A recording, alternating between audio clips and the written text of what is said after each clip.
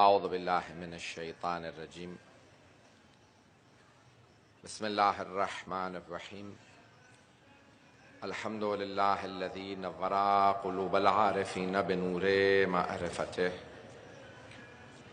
واثبت فؤاد انبیائہ واولیائہ بقصص الانبیاء والمرسلین وأكمل إيمان المسلمين والمؤمنين بولاية علي أمير المؤمنين عليه السلام.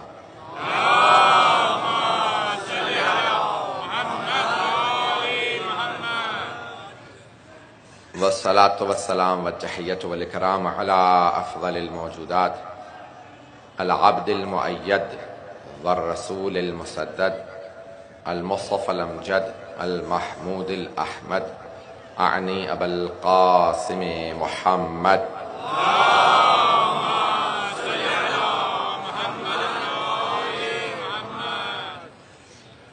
وعلى روحه ونفسه وسهره ووسيه سيد الأتقياء والأصفياء مولى الموالي إمام المتقين علي بن أبي طالب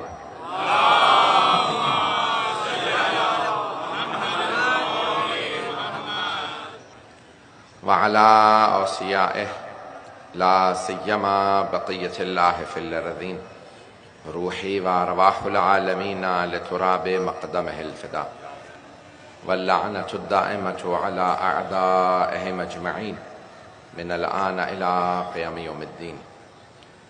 أما بعد فقد قال الله الحكيم في كتابه الكريم بسم الله الرحمن الرحيم إنا أعطيناك الكوثر فصل لربك وانحر إن شانئك هو الأبتر. صدق الله العلي العظيم. صلوات.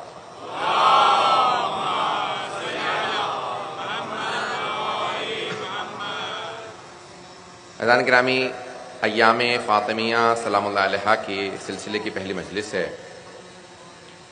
اور انشاءاللہ امید کی جاتی ہے کہ ایک تحریک جو شروع کی گئی ایام فاطمیہ کی اب سے تقریباً 30-40 برس پہلے، 50 برس پہلے شاید، نجف و کربلا سے پھر قم و مشہد، اور آج تقریباً مجھے خود کئی دنیا کے ممالک میں ایام فاطمیہ سے خطاب کرنے کا موقع ملا اور اکثر جگہوں پہ خود شروع کروایا کہ بی بی کی مظلومیت کو واضح کیا جائے اور خود بی بی کے فضائل و مناقب کو پیش کیا جائے. یہ سلسلہ مجالس جو ہے بی بی کے فضائل و مناقب سے متعلق رہے گا. میں جانتا ہوں میرے شیعہ سنی سب بھائی موجود ہیں تو میں دل آزاری نہیں کروں گا کسی کی بھی، لیکن پیش کروں گا بی بی کے فضائل و مناقب. کوشش یہ کروں گا اس سلسلہ مجالس میں قرآن میں جو بی بی کی شان میں آیات نازل ہوئی ہیں ان آیات کو آپ کے سامنے تلاوت کروں. عزیزان گرامی، جناب سیدہ اس ہستی کا نام ہے جن کے لیے صرف آیات نہیں آئیں، قرآن میں صرف آیات نازل نہیں ہوئیں بلکہ پورے سورے بی بی کے لیے نازل ہوئے.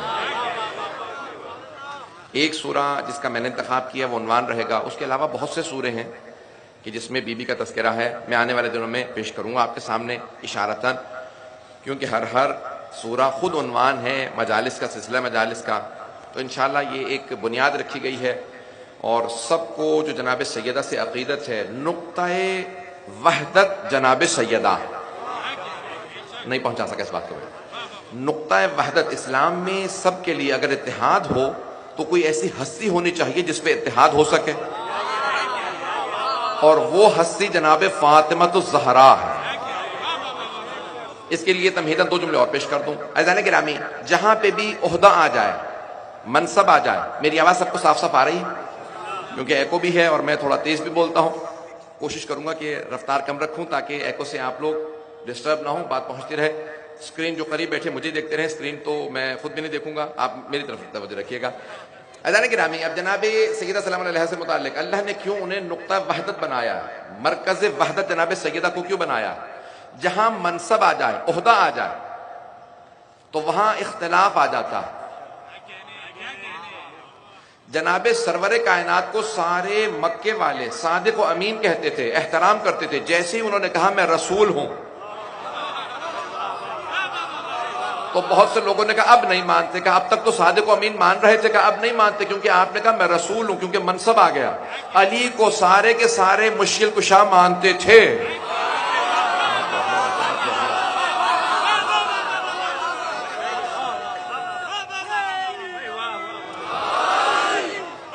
یقین مانیے 2 دن سے اس حد تک میری حالت خراب ہے، لیکن جب ممبر پہ آتا ہوں تو جناب سیدہ سے توسل کر کے بیٹھا ہوں۔ 12ویں امام سے کہا مولا سب اتنی طاقت دے دیں کہ آپ کی دادی کے مجلس پڑھ سکیں، تو آج یہاں پہ پیش کر رہا ہوں۔ یقین مانیے جب ممبر پہ آیا تو مجھے خود نہیں پتا کہ یہاں سے یہ میرے پاس اس وقت انرجی اور طاقت کہاں سے ہے۔ یہ یقین ہے کہ یا جناب سیدہ نے خود عطا کی ہے یا ان کے کسی بیٹے نے عطا کی ہے۔ عزیزان گرامی، جناب امیر کو سب کے سب مشکل کشا مانتے تھے، ہم تو آج تک مانتے ہیں۔ سب کے سب جناب امیر کو مشکل کشا مانتے تھے، سب کے سب جناب امیر سے کہتے تھے یا علی یہ سوال ہے، یہ مشکل ہے، یہ پریشانی ہے، سب جناب امیر کی طرف رجوع کرتے تھے۔ لیکن جیسے ہی غدیر خم میں پیغمبر نے کہا من کنت مولا، اگر ہوں ہے توجہ نہیں، جیسے ہی اعلان کیا من کنت مولا فہذا علی مولا، اب لوگوں نے کہا نہیں اب اختلافی ہیں۔ کیوں؟ کیونکہ منصب آ گیا، عہدہ آ گیا۔ جہاں منصب آ جائے، عہدہ آ جائے تو بہت سی بڑی بڑی مقدس ہستیاں، اللہ کی بھیجی ہوئی ہستیاں اختلافی ہو جاتی ہیں۔ تو اللہ نے کہا ایک ہستی ایسی رہے 14 میں جسے نہ میں نبوت دوں نہ امامت دوں، لیکن وہ عصمت کبریٰ پہ فائز ہو، ولایت عظمیٰ پہ فائز ہو، اگر میں پہنچا پاؤں۔ بھائی جناب سیدہ امام نہیں ہے لیکن ولیت اللہ ہیں، نہیں پہنچا سکا، پھر بھی میں تھوڑی وضاحت کروں گا۔ تو اللہ نے پہلے چاہا کہ بھئی جہاں جہاں عہدہ آ جائے، منصب آ جائے، وہاں اختلاف ہو جاتا ہے، ایک ہستی ایسی رہے جس پہ اختلاف نہ ہو۔ جب بھی لوگ وحدت کی بات کریں، اتحاد کی بات کریں، تو اللہ نے کہا جناب سیدہ کی طرف رجوع کرنا، وہ مرکز وحدت ہیں۔ سرور کائنات کے جب سارے ماننے والے چاہیں کہ ہم میں اتحاد ہو جائے تو اتحاد، نقطہ اتحاد جناب فاطمہ الزہرا ہیں، واحد ہستی ہیں جن پہ اتحاد ہوگا۔ ہم سب سے وحدت چاہتے ہیں، سب مسلمانوں کو دعوت دیتے ہیں، جو چاہتا ہے وحدت ہو جائے اور اتحاد ہو جائے تو جناب سیدہ کی مجلسوں میں آ جائے، کیونکہ یہی انسان کو وحدت سے آگے بڑھائے گا۔ اگر بات پہنچ رہی ہو، اگر میں پہنچا پاؤں۔ میں نے ایک جملہ کہا کہ جناب سیدہ نبی نہیں ہے، امام نہیں ہے، لیکن ولایت رکھتی ہیں، ولیہ ہیں۔ عزیزان گرامی، آج میرے بہت سے اہل سنت بھی بھائی موجود ہیں، میں ایک جملہ کہوں گا کہ آج بہت سے آپ مزاروں پہ چلے جائیں تو کہتے ہیں یہ ولی ہے، انہیں اولیاء کہا جاتا ہے۔ ولایت محدود ہے، یہ اور بات ہے، ان کی ولایت محدود ہے، یہ اور بات ہے، لیکن انہیں سارے کے سارے مسلمان کہتے ہیں یہ اولیاء ہیں۔ ارے جب یہ عام افراد جو در سیدہ پہ جھکنے کے بعد ولی بن جائے، جس سیدہ کا در گنہگاروں کو ولی بنا دے، سوچے اس سیدہ کا اپنا مقام کیا ہوگا۔ اگر ہو تو جناب سیدہ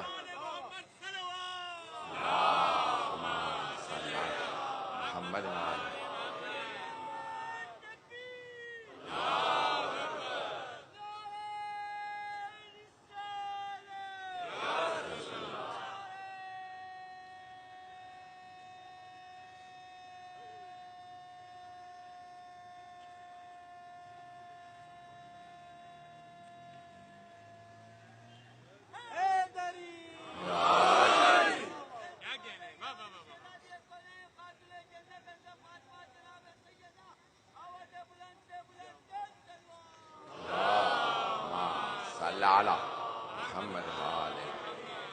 توجہ فرمائے زیادہ نہیں گرانے، جس بی بی کے در پہ جھکنے سے لوگ ولی بن جائیں ان کی ولایت کا انکار نہ کیجیے گا۔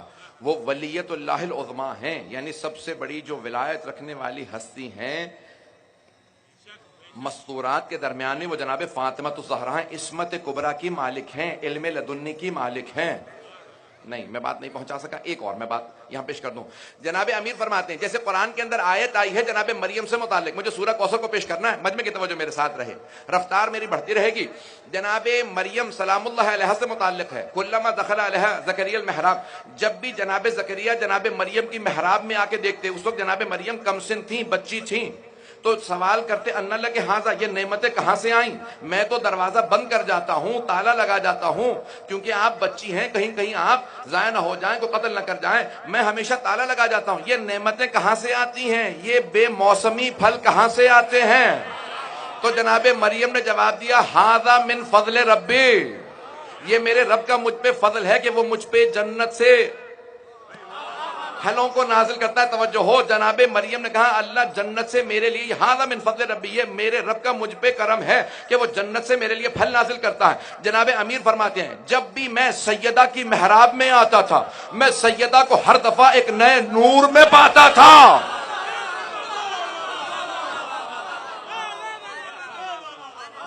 سیدہ کو میں ہر دفعہ ایک نئے نور میں، ایک نئے روپ میں دیکھتا تھا۔ جو امیر المؤمنین جن کے متعلق سرور کائنات کہیں کہ ضربت علیہ من یوم الخندق افضل من عبادت ثقلین، اور یہ شیعہ سنی متفقون علیہ حدیث ہے، شیعہ سنی سب نے لکھا کہ سرور کائنات نے فرمایا جناب امیر کی ایک ضربت ثقلین کی عبادت سے افضل ہے۔ جس کی ایک ضربت ثقلین کی عبادت سے افضل ہو، سوچئے ان کی اپنی عبادت کیسی ہوگی۔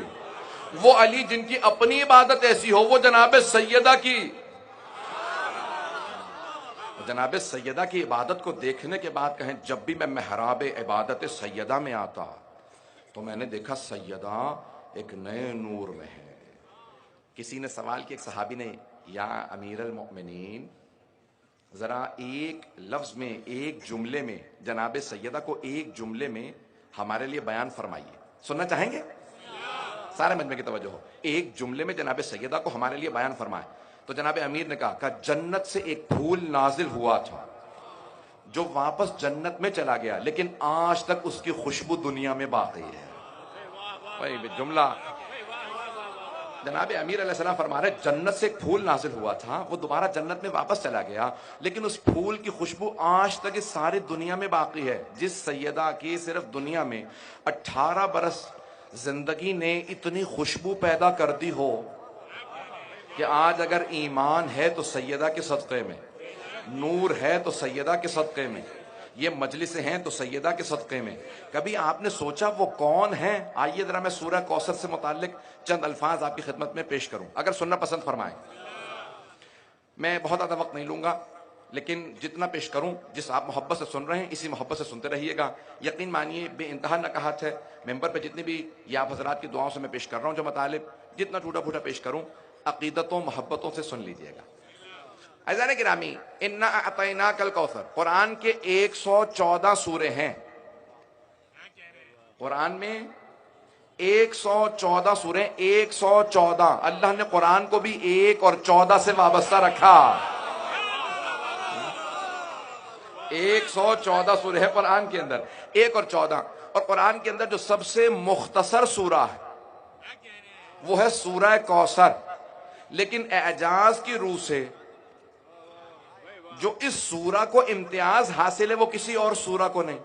اعجاز کی روح سے یعنی معجزے کی روح سے، توجہ کیجئے گا، معجزے کی روح سے جو اس سورہ کو مقام حاصل ہے وہ کسی اور کو نہیں۔ اور کیوں نہ ہو، جس بی بی کی شان میں یہ سورہ آیا ہے اس بی بی کی کوئی دنیا میں مثال موجود نہیں ہے۔ عزیزان گرامی، اب یہ سورہ مکے کا سورہ ہے، مکی سورہ ہے۔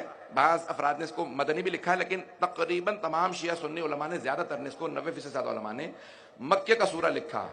بہت بڑا ایک شاعر تھا، تھوڑی سی تمہید سن لیجئے گا، بہت بڑا شاعر تھا، تفسیر کی تمہید شاہ کے نام سے، میں نے شاید پہلے کبھی واقعہ پیش کیا۔ شاہ کے نام سے ایک بہت بڑا شاعر تھا، پورے سال کلام نہیں کرتا تھا، خاموش رہا کرتا تھا، سال میں صرف ایک دن بولتا تھا، اور اس لیے نہیں بولتا تھا کہیں فصاحت و بلاغت کم نہ ہو جائے، عام لوگوں سے بات کرنے سے کہیں اس کی فصاحت و بلاغت کم نہ ہو جائے۔ ہر روز اپنے گھر سے شام کو چہل قدمی کے لیے نکلتا، لوگ اپنا کلام جو لکھنا جانتے تھے خود لکھتے، جو لکھنا نہیں جانتے تھے دوسروں سے لکھواتے، اور کہتے بھی شاہ اس میں سے غلطیاں نکال دو۔ قلم ہاتھ میں رکھتا، پڑھتا، اور ایک دفعہ پڑھنے کے بعد اس میں لکھتا کہ اس میں یہ غلطیاں۔ جناب سرور کائنات نے جہاں 7 معلقات تھے خانہ کعبہ کے اندر، 7 بہترین قصیدے لٹکائے گئے تھے عربوں کے، وہاں پہ ایک مرتبہ ایک صحابی سے کہا لکھو سورہ آیا ہے، بسم اللہ الرحمن الرحیم، انا اعطیناک الکوثر فصل لربک وانحر ان شانئک هو الابتر۔ کہا جہاں 7 معلقات لٹکے ہیں نا وہاں جا کے یہ سورہ لٹکا دو۔ اب سارے کے سارے عرب پڑھنے لگے، اگر انہیں جواب آتا ہوتا قرآن نے کہا تھا قرآن کے سوروں جیسا ایک سورہ لے آؤ، اگر ایک بھی سورہ لا سکتے ہوتے تو لے آتے، شکست کے لیے کافی تھا۔ جب جواب نہیں بن پایا، جب ان سے جواب نہیں بن پایا تو انہوں نے پتھر اٹھائے، انہوں نے پیغمبر اسلام کو اذیت دینا شروع کی. اب سمجھ میں آیا دہشت گردی کون کرتا ہے؟ جس کے پاس علم کا جواب نہ ہو وہ دہشت گردی کرتا ہے. اگر بات پہنچ رہی ہے.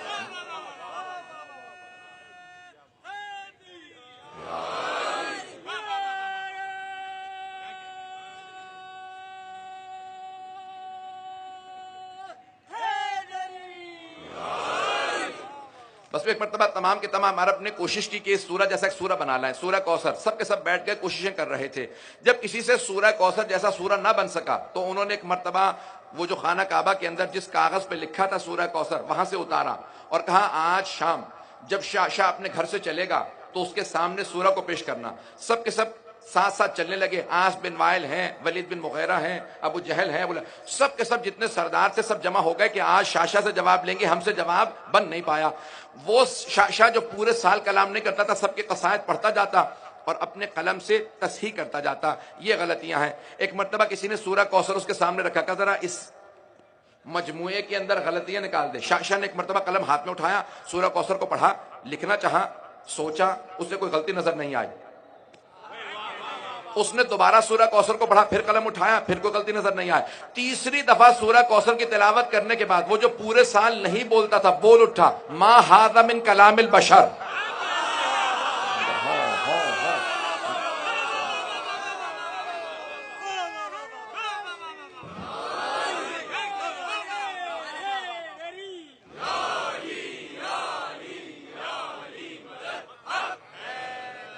توجہ فرمائیے نہیں کرا. ایک مرتبہ شاہ نے کہا ما ھذا من کلام البشر، یہ بشر کا کلام نہیں، یہ ما فوق البشر کا کلام ہے. اب سارے عربوں کو یقین ہو گیا کہ ہم قرآن کا جواب نہیں لا سکتے. مقابلے شروع کر دیے. جانتے ہیں یہ سب سے مختصر سورہ ہے. اس کے الفاظ جو اس سورہ میں آئے ہیں پورے قرآن میں اور کہیں نہیں آئے، کیونکہ جس بی بی کی شان میں یہ الفاظ آئے اس بی بی کی پوری کائنات میں دوسری مثال نہیں ہے. اس لیے اللہ نے جو ان کے لیے الفاظ استعمال کیے پورے قرآن میں استعمال نہیں کیے. اگر سننا چاہیں میں پیش کروں گا. اللہ نے کہا بسم اللہ الرحمن الرحیم، انا اعطیناک الکوثر، انا اعطیناک، بے شک ہم نے آپ کو عطا کیا. ہم بعض اوقات اپنی عظمت بیان کرنے کے لیے استعمال کیا جاتا ہے. وہ اللہ کون ہے؟ وہ کہتا ہے کہ وہ اللہ وہ ہے جس نے اپنے حبیب کو کوثر عطا کیا. نہ جانے یہ کوثر کیا ہے کہ اسے بھی ناز ہے کہ ہم نے یہ کوثر عطا کیا. پتہ نہیں کون ہستی ہے کہ جس پہ اللہ کو بھی ناز ہے. تھوڑی سی توجہ سے سنیے گا. انا اعطینا، بے شک ہم نے آپ کو عطا کیا. اللہ نے پیغمبر السلام کو سب کچھ عطا کیا، لیکن کسی مقام پہ نہیں کہا ہم نے آپ کو عطا کیا، ہم نے آپ کو قرآن دے دیا. وَلَقَدْ آتَيْنَاكَ سَبْعًا مِنَ الْمَثَانِي، نہیں، وہاں پہ بھی انا آتَيْنَاكَ نہیں کہا، وَلَقَدْ آتَيْنَاكَ، ہم نے آپ کو قرآن دیا. لیکن یہاں پہ اللہ کہہ رہا ہے انا اعطینا، بے شک ہم نے، صرف ہم نے آپ کو عطا کیا. آپ ہی کو عطا کیا، کسی اور کو عطا نہیں کیا. اس کا مطلب ہے یہ کسی اور کے پاس ایسی مثال ہی نہیں ہے. 26 اقوال لکھے ہیں کوثر کے لیے بعض علماء نے. علامہ طباطبائی کہ آج میں ساری تفسیر سورہ کوثر سے متعلق دیکھ رہا تھا، اول سے آخر تک سب پڑھ کے آیا کہ جو سورہ کوثر پہ لکھا کہ انہوں نے کیا یہاں پہ لکھا. بس 2 اقوال جو ائمہ معصومین کے قول سے ثابت ہیں کہ یہ کوثر کیا ہے. اب سب کی توجہ ہو میرے ساتھ، مجمع ہے میرے ساتھ؟ اگر سب کی توجہ ہے میرے ساتھ تو جناب سیدہ کی خوشنودی کے لیے بآواز بلند صلوات.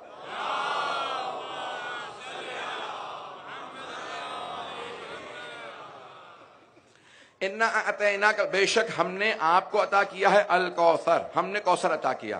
اب یہاں پہ بے انتہا اقوال ہیں. کیا ہے؟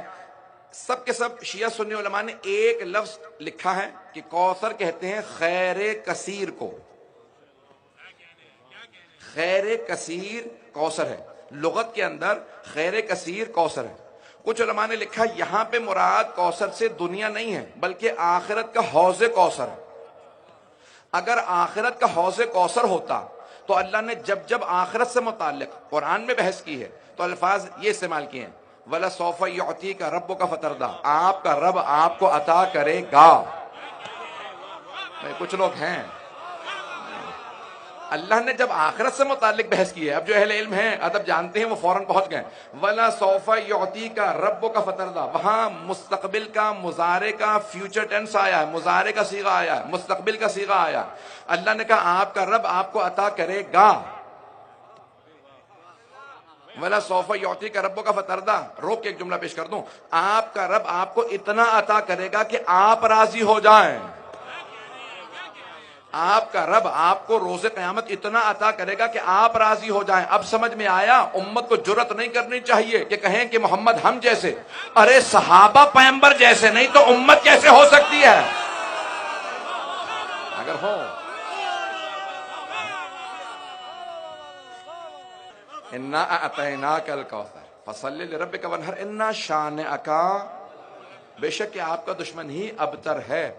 اب تمام شیعہ سنی علماء نے اس پہ متفق ہیں، سب متفق ہیں کہ یہ عاص بن وائل تھا یا ولید بن مغیرہ تھا یا ابو جہل تھا یا سبھی ہوں گے۔ جب پیغمبر کے دونوں بیٹوں کا انتقال ہوا، پہلے بیٹے حضرت قاسم کا انتقال ہوا 2 برس کے تھے، پھر جناب عبداللہ کا انتقال جب ہو گیا تو عاص بن وائل نے ایک مرتبہ پیغمبر کو جاتے دیکھا جب وہ قبرستان سے آ رہے تھے، جنت معلیٰ سے آ رہے تھے، جناب عبداللہ کو دفنا کے اپنے صاحبزادے کو آتے دیکھا تو کہا، اور وہ ابتر اپنے بیٹے سے کہا، عمر اس کا بیٹا ساتھ میں بیٹھا تھا، کہا اب یہ ابتر ہے، اس کی نسل ختم ہو گئی، یہ دونوں بیٹے مارے، دونوں بیٹے انتقال کر گئے، اب ان کی نسل نہیں ہے، ہم لوگ جاری رہیں گے۔ پیغمبر نے سنا، جواب نہیں دیا۔ یہ پیغمبر کا مقام تھا کہ انہوں نے شکوہ نہیں کیا، لیکن اللہ دلوں کے بھید جانتا۔ اللہ نے کہا میرے حبیب آپ کو اذیت ہوئی ہے، میں آپ کو بتا رہا ہوں انا اعطیناک الکوثر، ہم نے آپ کو خیر کثیر عطا کیا۔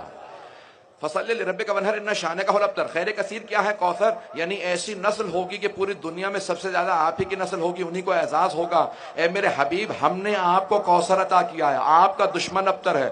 سب کے سب دیکھتے رہے، ارے قرآن کا سورہ آ گیا، مجمع کی توجہ ہو، میں پورا خون جگر دے کے جملہ پیش کر رہا ہوں۔ سارے کا سارا مکے کا مجمع کہتا تھا ارے یہ سورہ کیسا سورہ آیا، ارے محمد کے تو دونوں بیٹے مارے گئے، اب یہاں پہ کچھ بھی نہیں ہے، اور وہاں پہ جتنے دشمن تھے ان کے بیٹے بھی ہیں، ان کے خاندان بھی ہیں۔ پیغمبر سے اللہ نے وعدہ کیا آپ کی نسل قیامت تک جاری رہے گی، دشمن ابتر ہو جائیں گے۔ دیکھتے رہے مکے والے کہ مغیرہ بھی مارا گیا، بیٹا بھی مارا گیا، ابو جہل بھی مارا گیا، بیٹا بھی مارا گیا، ان کی نسلیں ختم ہو گئی۔ پیغمبر نے ایک مرتبہ اللہ نے کہا اے میرے حبیب سارے انبیاء کی نسلیں بیٹوں سے چلی ہیں، لوگ عورت کو صنف نازک سمجھتے ہیں، میں سیدہ سے آپ کو ایسی نسل دوں گا۔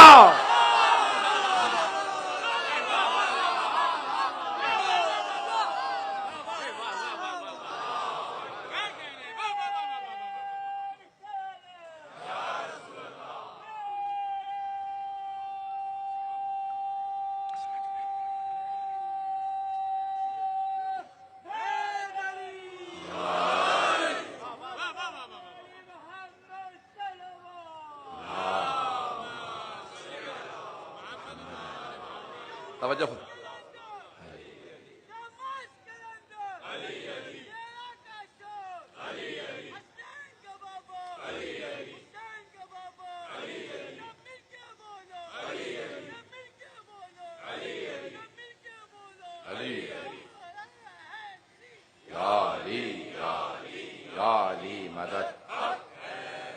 توجہ فرمائے سے جانے کی راہ۔ اب وہ جتنے بھی پیغمبر کو اذیتیں دیتے تھے، کہتے تھے کہ آپ معاذ آپ طرح نسل بریدہ ہیں، آپ کی نسل نہیں، اللہ نے کہا ہم ایک ایسی بیٹی دیں گے، خیر کثیر کون ہے؟ اب جناب سیدہ ہی کی نسل ہے۔ یہاں روک کے میں ایک واقعہ پیش کرنا چاہتا ہوں، اگر سننا چاہیں گے کچھ فضائل کے۔ عزیزان گرامی، جتنے بھی ہمارے مومنین آ رہے ہیں سب ہمارے لیے محترم ہے، سب واجب الاحترام ہے، جو بھی جناب سیدہ کا ماننے والا ہے، کچھ خونی بیٹے ہیں کچھ روحانی بیٹے ہیں، پتہ نہیں بات پہنچی کہ نہیں پہنچی، اگر پتہ نہیں بات پہنچی ہے کہ نہیں پہنچی۔ ہر وہ آدمی جو جناب سیدہ کی عصمت پہ، ان کی ولایت پہ، ان کی عظمت پہ ایمان رکھتا ہے، چاہے خونی بیٹا ہو نہ ہو، روحانی بیٹا ضرور ہے، کبھی بھی اپنا دل چھوٹا نہ کیجئے گا عزیزان گرامی، اسی لیے آپ کا عمل ضروری ہے، اور اپنا عقیدہ اتنا مضبوط رکھیے، جو بھی جناب سیدہ کی شفاعت پہ ایمان رکھتا ہوگا اسی کی شفاعت ہوگی، اگر بات پہنچ رہی ہو تو۔ عزیزان گرامی، یہ خادمین اب عبداللہ کی طرف سے جو مجالس ہے میں اس میں پیش کر رہا ہوں، یہ سن لیجئے گا۔ عزیزان گرامی، کائنات کے اندر جناب سیدہ سلام علیہا تشریف لاتی ہیں، اور مدینے میں جیسے پیغمبر ہجرت کر کے آئے، جناب سیدہ کے لیے مختلف صحابہ کی طرف سے رشتے آنے لگے۔ جناب سرور کائنات بس ایک ہی جواب دیتے تھے، غور سے سنیے گا اس کو، توہین کا پہلو کبھی بھی پیش نہیں کروں گا کیونکہ میں خود جانتا ہوں کہ جناب سیدہ سلام علیہ کے مقام اور عظمت ان کی کیا ہے. رشتے آنے لگے جو مجھے بات کو پیش کرنا ہے. سرور کائنات مسجد میں بیٹھے ہوتے، کسی نے رشتے کے لیے ذکر کیا، پیغمبر نے ایک ہی جواب سب کو دیا کہ اس امر کا اختیار میرے پاس نہیں ہے.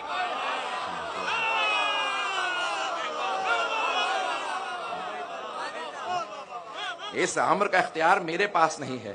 یہاں تک کہ کسی صاحب نے دوسرے سے کہا کہ آپ بھی جائیے کبھی رشتے کا ذکر کر دیجئے، تو پیغمبر اسلام نے وہی جواب دیا جو پہلے کو جواب دیا تھا. رشتے سے متعلق بات کر رہا ہے کہ بھئی اس امر کا اختیار میرے پاس نہیں ہے. یہاں تک کہ ایک اور صاحب آئے، کہا کہ یا رسول اللہ میرے پاس بہت پیسہ ہے، میں 80 اونٹ سرخ اونٹ جناب سیدہ کے مہر کے اندر دوں گا. یہ بہت کچھ بتایا سونے پیغمبر اسلام نے. میں اپنے انداز سے پیش کر رہا ہوں کہ مجھے بیٹی کو بیانا ہے، بیچنا نہیں ہے. پیسے کا دھونس نہ جماؤ. کہا کہ یا رسول اللہ آپ کسی کو رشتے کو بھی قبول نہیں کرتے، ہر رشتہ رد کر دیتے ہیں اور ایک ہی بات کہتے ہیں کہ اس امر کا اختیار میرے پاس نہیں. یا رسول اللہ میں اپنے انداز میں پیش کروں کیا کہا ہوگا صحابہ کرام نے. یا رسول اللہ آپ کے پاس تو اتنا اختیار ہے کہ آپ کا نام ہی احمد مختار ہے. اگر ہوں یہ کیسے ممکن ہے کہ آپ کے پاس، جب آپ کہتے ہیں کہ اگر تم میں سے کوئی اپنی بیٹی کی شادی کی اجازت نہ دے تو اس کی بیٹی مجھ سے اجازت لے سکتی ہے. جس کا باپ بھی اختیار نہ رکھتا ہو اس کے باپ سے بالاتر میں اختیار رکھتا ہوں. اگر ہوں کہ میں اس سے باپ سے بھی زیادہ اس پہ اختیار رکھتا ہوں. میں اس اپنی مومنہ، اس اپنی مسلمان بچی کی شادی میں کر سکتا ہوں کسی مومن سے، کسی بھی مسلمان سے. اگر باپ اجازت نہ دے تو میں اجازت دے سکتا ہوں. یا رسول اللہ یہ کیسے ممکن ہے؟ ساری امت کی بیٹیوں کا اختیار آپ کے پاس، لیکن سیدہ کی شادی کا اختیار آپ کے پاس نہیں. کا کیونکہ سیدہ عام بیٹی نہیں ہے، اللہ نے اختیار اپنے پاس رکھا.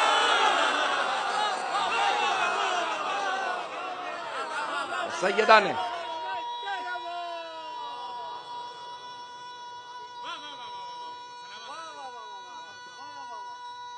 ماشاءاللہ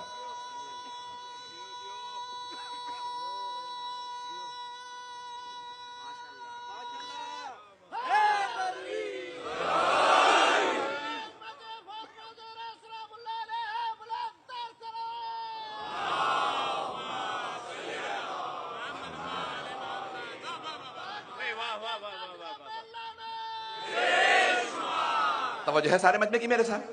ویدانی کرام جناب سرور کائنات نے کہا کہ اس امر کا اختیار میرے پاس نہیں، اللہ نے اپنے ہی پاس رکھا. سیدہ کے عقد کا اختیار اللہ نے اپنے پاس رکھا. مجمع کی توجہ میرے ساتھ ہو. ویدانی کرامی جناب امیر المؤمنین ایک مرتبہ مسجد نبوی میں تشریف لائے اور دو زانو ہو کے پیغمبر کے سامنے زمین پہ بیٹھ گئے. جناب سرور کائنات نے کہا یا علی آج کچھ مزاج بدلا بدلا سا ہے، آپ بول نہیں پا رہے. کہا یا رسول اللہ زبان پہ الفاظ نہیں آ رہے. توجہ، ارے جو ہمیشہ عطا کرتا رہا ہو اس کے لیے مانگنا بڑا مشکل ہوتا ہے. اب سوچئے سیدہ کا مقام کیا ہے جس کا رشتہ مانگنے خود علی ہے.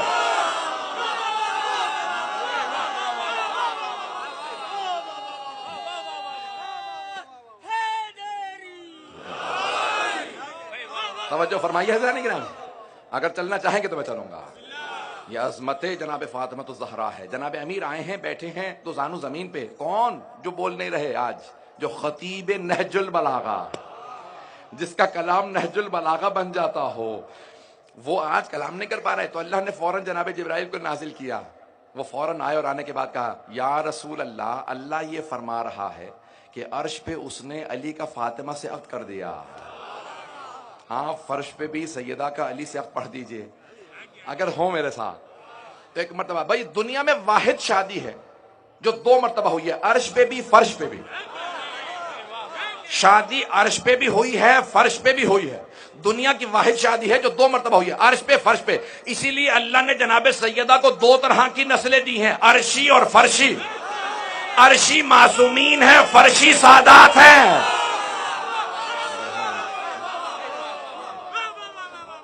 جانے کے وہ عرش والی نسل ہے جو معصومین ہے. اگر بات پہنچ رہی ہو تو میں آگے بڑھ جاؤں.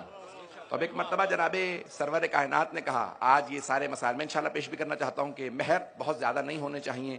تو جناب سرور کائنات نے کہا کہ یا علی میری بیٹی کے مہر میں کیا دیجئے گا؟ بات مکمل کر دوں نا. اب یا علی میری بیٹی کے مہر میں کیا دیجیے؟ مہر اسلام میں واجب ہے، جہیز مستحب ہے۔ پیغمبر نے واجب کو کیسے ادا کیا کہ یا علی جو آپ مہر دیں گے اسی سے میں جہیز دوں گا۔ اللہ اکبر، جہیز کو مصیبت نہ بنا لیں۔ یہ جو آج معاشرے کے اندر بہت سی مصیبتیں ہیں وہ اسلام کی تعلیمات پہ عمل نہ کرنے کی وجہ سے۔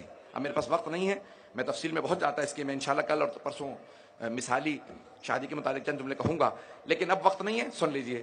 تو جناب امیر علیہ السلام نے جناب سرور کائنات کے سوال کے جواب میں کہا، یا رسول اللہ مہر میں میرے پاس 3 چیزیں ہیں جو آپ اختیار کر لیجئے، ایک تلوار ہے، ایک گھوڑا ہے، ایک زرہ۔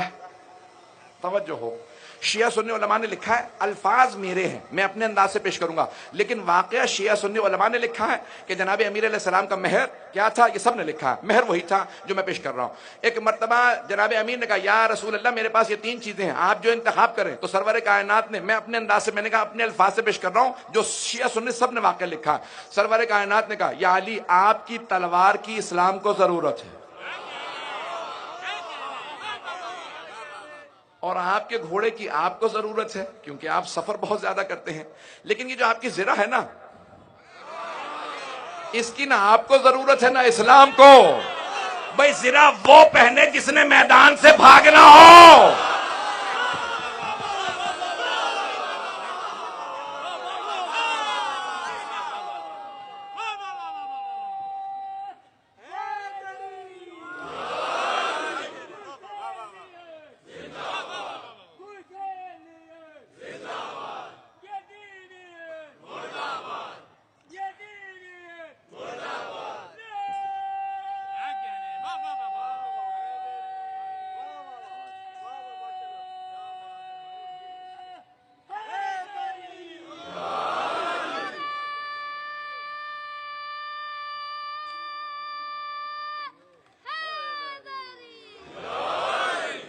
مجھے کیونکہ ایک اور مجلس کے لیے بھی پہنچنا ہے آج، کیونکہ تاخیر ہو گئی۔ اگر کل سر وقت سب 9 بجے پہنچ جائیں تاکہ میں 9 بجے آرام سے 1 گھنٹہ پڑھ سکوں، تو اب میرے ذہن پہ اب جلدی سوار ہو جاتی ہے، کیونکہ جب وقت تمام ہو جائے سن لیجیے گا، روایت مکمل کر دوں۔ سرور کائنات نے کہا یا علی آپ کی زرہ بیچ دیجئے، جو بھی اس کی قیمت ملے وہ میری بیٹی کا مہر۔ ایک مرتبہ ایک صحابی نے جناب امیر کی زرہ کو ہاتھ میں لیا، کہا کہ کوئی ہے جو علی کی زرہ کو خریدنے والا ہو؟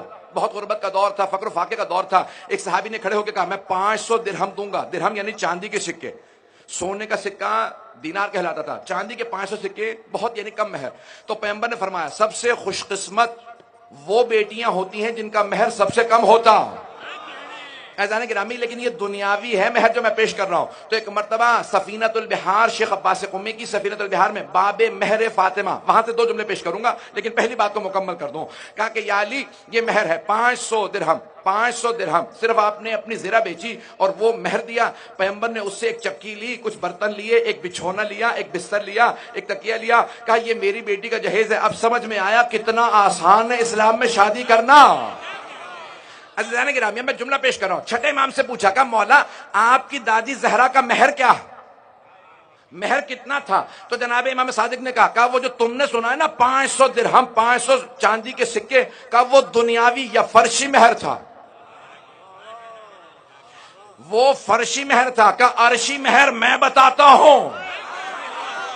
بھائی فرش پہ شادی ہوئی، عرش پہ ہوئی، کہا فرش پہ 500 درہم جناب امیر نے دیا۔ سفینۃ البحار میں شیخ عباس قمی نے، جنہیں خاتم المحدثین کہا جاتا، انہوں نے فرمایا کہ صادق آل محمد نے کہا میری دادی کا عرشی مہر کیا تھا؟ کہ ایک مرتبہ اللہ نے کہا علی زہرا کے مہر میں کیا دے گے؟ کہا پروردگارہ تو خالق ہے جو فیصلہ کرے۔ کہ پھر زمین کا تیسرا حصہ زہرا کے مہر میں، توجہ، کہ زمین کا تیسرا حصہ زہرا کے مہر میں، جنت کا چوتھا حصہ زہرا کے مہر میں، جہنم کا 5واں حصہ زہرا کے مہر میں۔ جسے چاہے فاطمہ جنت میں بھیجے، جسے چاہے جہنم میں بھیجے۔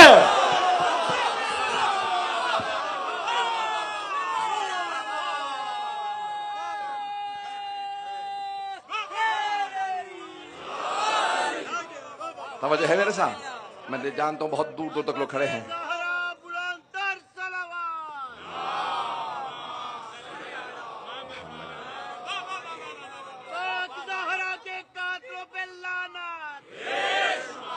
عزیزان کرام وقت نہیں، میں بہت معذرت چاہوں گا، مکمل کرنا ہے مجھے موضوع کو، کہ یہ جملے کہہ رہا ہوں کہ جناب سیدہ سے متعلق اگر کسی کے ذہن میں شبہ ہو نا کہ بھئی جناب سیدہ جسے میں نے جملہ کہا ہے کہ جسے چاہیں جنت میں بھیجیں، جسے چاہیں، پیغمبر نے حدیث کہی ہے، شیعہ سنی دونوں کتابوں میں ہے، علی قسیم الجنت والنار، علی جنت و دوزخ کے تقسیم کرنے والے، اور امام شافعی نے اپنے شعر میں بھی کہا ہے علی حبہ جنہ قسیم النار والجنہ وصی المصطفیٰ حقا امام الانس والجنہ۔ ترجمے کا وقت نہیں، امام شافعی کی ربائی میں نے سنا دی ہے، تو تاکہ کیونکہ شیعہ سنی موجود ہیں میں اس لیے پیش کرتا رہوں گا، کوئی بھی اختلافی بات نہیں پیش کروں گا، جو مشترک ہے جو متحد ہے وہی پیش کروں گا۔ توجہ ہے میرے ساتھ عزیزان کرام؟ عزیزان کرام جناب صادق علیہ محمد نے کہا، جملہ میں مکمل کرنا چاہتا ہوں، اسی پہ آج کی مجلس تمام جتنا میں مسائل پڑھ سکوں گا پڑھوں گا۔ امام نے فرمایا کہ زمین کا تیسرا حصہ میری دادی زہرا کے مہر میں ہے، زمین کا تیسرا حصہ۔ جب سائنس نے ترقی کی اور 20ویں صدی ہجری آئی تو سائنس نے دریافت کیا کہ زمین 2 حصے پانی ہے، 1 حصہ خشکی ہے۔ توجہ، سارے مجمع کی توجہ ہو۔ چھٹے امام فرماتے ہیں کہ اللہ نے 1/3 زمین میری دادی زہرا کے مہر میں رکھی ہے۔ پھر امام فرماتے ہیں کہ جو بھی روئے زمین پہ چلے اور میرے جد علی کا بغض رکھتا ہو تو وہ غصبی جگہ پہ چل رہا ہے۔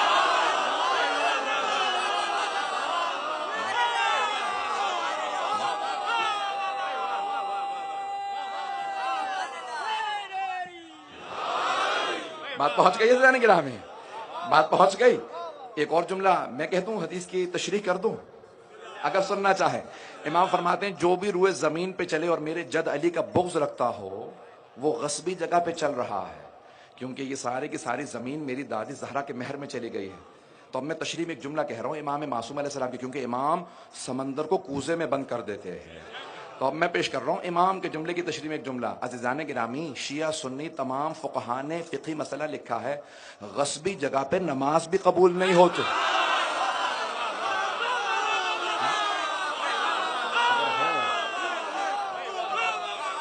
ایسا ہی ہے یا نہیں ہے کہ تمام شیعہ سنی فقہاء نے لکھا ہے کہ غصبی جگہ پہ نماز نہیں ہوتی، کسی کے گھر میں زبردستی چلے جائیں کہ میں نماز پڑھنے آیا ہوں، عبادت قبول نہیں ہے بلکہ الٹا گناہ ہے، اس پہ عذاب بھی ہوگا کہ دوسرے کی ملکیت میں غصبی طور پہ داخل کیسے ہوا۔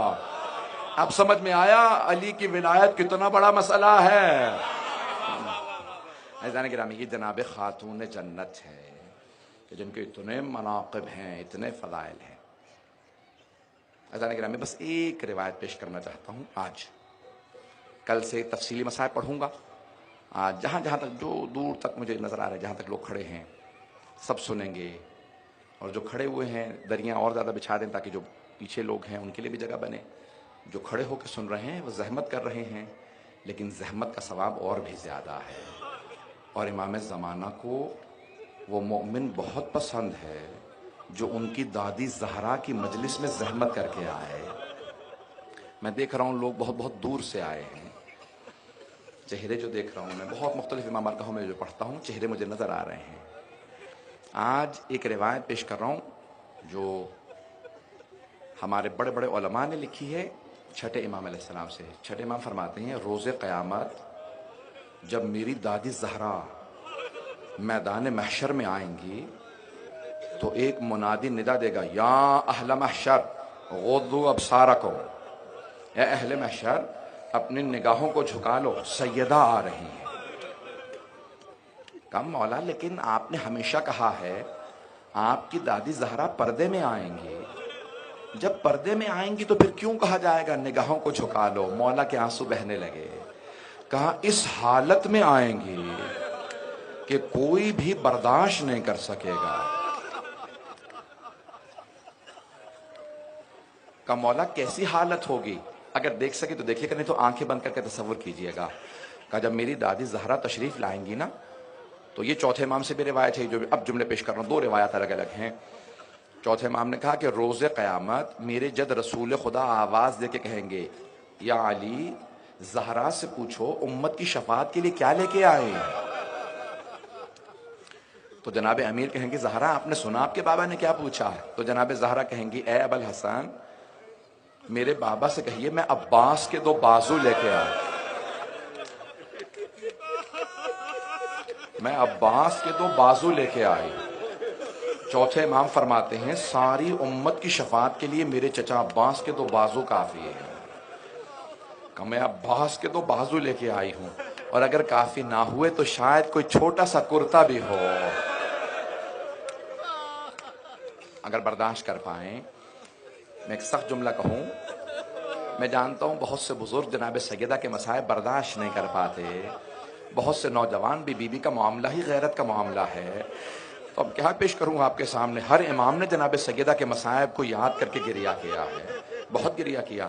تو اب روایت کے الفاظ یہ ہیں، چھٹے امام فرماتے ہیں کہ ایک مرتبہ سارے اہل محشر نگاہیں جھکائیں گے، جناب سیدہ آئیں گی. جب آ جائیں گی نا اپنی مسند پہ، تو خالق خود صدا دے گا، زہرا آج آپ جو مانگیں گی میں عطا کروں گا. تو جیسے یہ پردہ لگا ہے نا سامنے آپ کے، اس پہ اسکرین پہ چل رہا ہے سب کچھ اس پردے کے اوپر.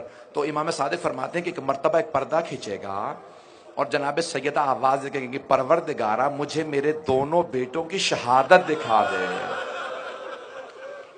تو چھٹے امام فرماتے ہیں میری طرف دیکھیے گا. اگر سب میری طرف دیکھ سکے ایک جملے کے لیے مجھے معاف کر دیجیے گا، ایک سخت جملہ کہہ رہا ہوں، میری طرف دیکھیے گا. چھٹے امام فرماتے ہیں کہ جب ایک مرتبہ پردے پہ عکس کھچے گا اور چلنا شروع ہوگا تو سارے میدان محشر میں دیکھیں گے کہ جناب سیدہ نے کیا مانگا، کہ میرے دونوں بیٹوں کی شہادت دکھا دے. تو چھٹے امام فرماتے ہیں ایک کے کلیجے کے ٹکڑے نظر آئیں گے اور دوسرے کی رگیں کٹتی ہوئی نظر آئیں گی. کہ ایک مرتبہ میری دادی زہرا بلند آواز سے رو کے کہیں گی پروردگارا میں نے چکیاں پیس کے پالا تھا، پروردگارا میں نے بڑی زحمتوں سے پالا تھا، پروردگارا یہ کس طرح سے میرے بیٹوں کو مارا گیا، کیسے میرے بیٹوں کو شہید کیا. اجرکم اللہ، اجرکم اللہ.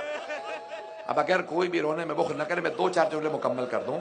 اب یہاں پہ روایت کے الفاظ یہ ہیں کہ امام فرماتے ہیں کہاں جناب سیدہ کے مرتبہ کہیں گی پروردگار، خدا خود دوبارہ کہے گا سیدہ جو مانگو گی عطا کروں گا. فاطمہ کیا چاہیے؟ جناب سیدہ کہیں گی پروردگارا میرے بیٹوں کے عزادار جب تک ایک ایک جنت میں نہ چلے جائیں میں جنت میں نہیں جاؤں گی.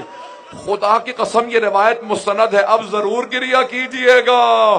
جو جو چاہتا ہے جناب سیدہ کی شفاعت ملے. ایک مرتبہ کہے بی بی آپ کے دونوں بیٹوں کا بڑا صدمہ ہے، دونوں بیٹوں کا بڑا صدمہ ہے، ایک کے کلیجے کے ٹکڑے باہر آ گئے، دوسرے کی رگوں کو کاٹا گیا. آخری جملے سن لیجئے، مجھے معاف کر دیجئے گا اگر برداشت نہ کر سکے. ایک بہت بڑے آیت اللہ سے میں نے خود یہ جملہ سنا ہے، وہ کہنے لگے کہ جب لوگ پوچھتے ہیں نا کہ کون سی روایت صحیح ہے امام حسین کی شہادت سے متعلق، کہ ان کی شہادت جو نیزہ مارا گیا تھا گودال میں اس سے ہوئی ہے، پشت گردن سے ذبح کیا یہ روایت صحیح ہے، یہ سامنے سے گلا کاٹا یہ روایت صحیح ہے. وہ تڑپ کے رونے لگے گا تینوں روایات صحیح ہے. پہلے ایک ملعون نے گودال میں نیزہ مارا، پھر جب حسین سجدے میں گئے اس نیزے کو پشت سے نکالا، جب سجدے میں تھے تو ایک ملعون آیا نام شمر تھا، سر سے امامہ اتارا، بالوں میں ہاتھ ڈالا، جب خنجر اٹھایا پہلے پشت گردن پہ خنجر چلا پھر سیدھا کیا، سامنے سے ریش مبارک کو پکڑا، سینے پہ سوار ہوا گلا کاٹنے لگا. ایک بی بی 70 قدم کے فاصلے پہ کھڑی تھی، بار بار کہتی تھی او شمر کیا تم مسلمان نہیں ہے، تیرے نبی کا نواسا.